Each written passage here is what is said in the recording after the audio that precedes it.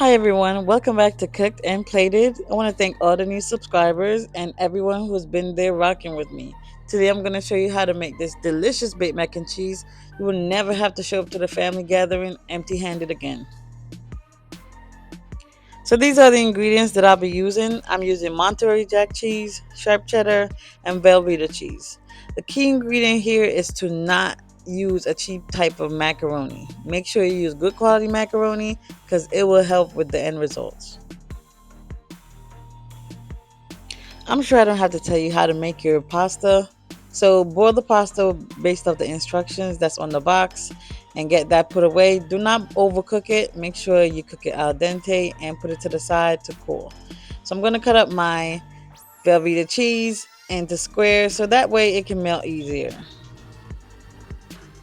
So it's the holiday season, and mac and cheese is a hit at any type of family gathering or even Friendsgiving. So this is something that you can bring to your family dinners and any type of event, uh, potluck at work, whatever it might be.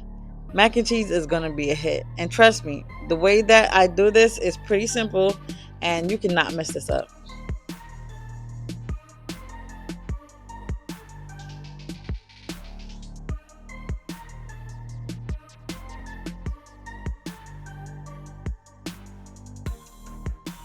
So here's a pro tip when making baked mac and cheese. Always buy the block cheese and shred it yourself.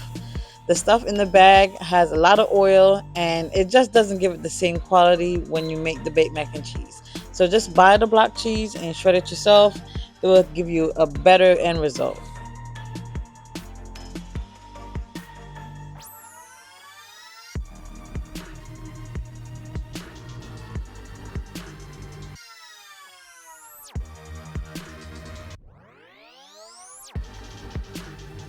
So the pasta is cooked. And guess what? You already did half the work already. The cheese is shredded, the pasta is cooked. Now we're just gonna make the roux and the cheese sauce.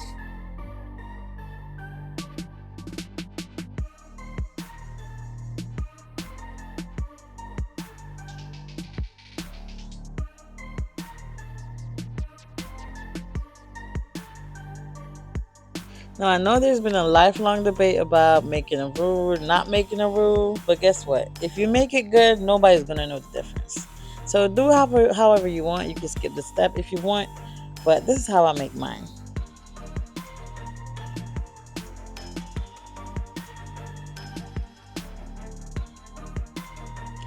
Whenever I'm making my baked mac and cheese, I always make sure that I have seasoning. So I'm gonna be using a chicken bouillon, some garlic powder, and some paprika, just so it can have some flavor.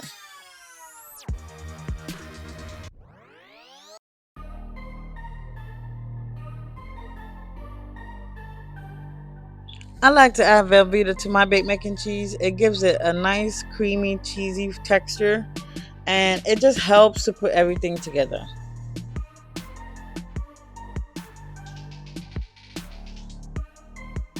Another pro tip is whenever you're making the cheese sauce, you want to always make sure that your heat is on low and that you're constantly stirring so it doesn't burn.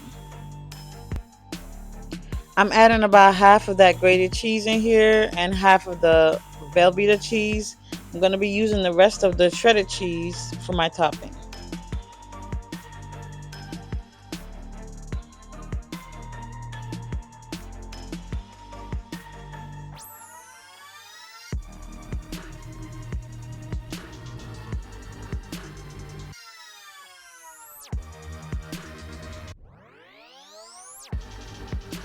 I actually enjoy doing this part, mixing in the cheese sauce with the pasta and getting everything submerged.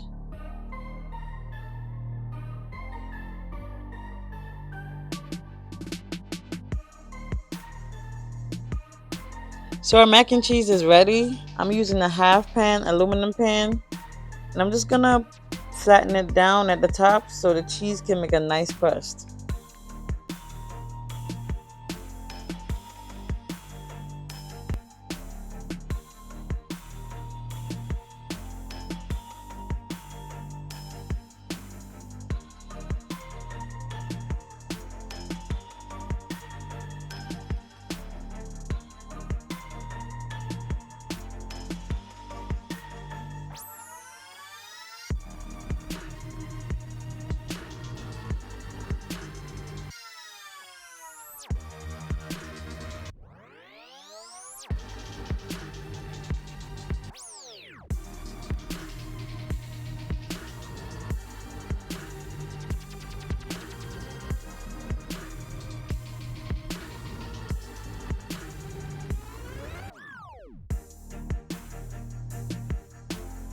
So I just layered it with the cheese, and I'm gonna sprinkle some paprika at the top to help with the color. And I'm gonna bake it uncovered. That way it can get a nice crust and still have that creaminess in the middle. I also added some parsley for a little razzle dazzle and presentation.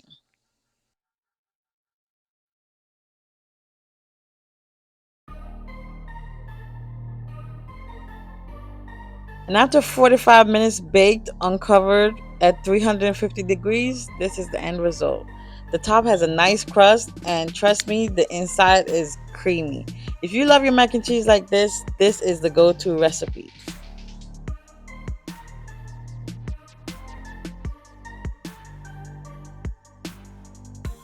And as I always say, it's cooked, now let's plate it.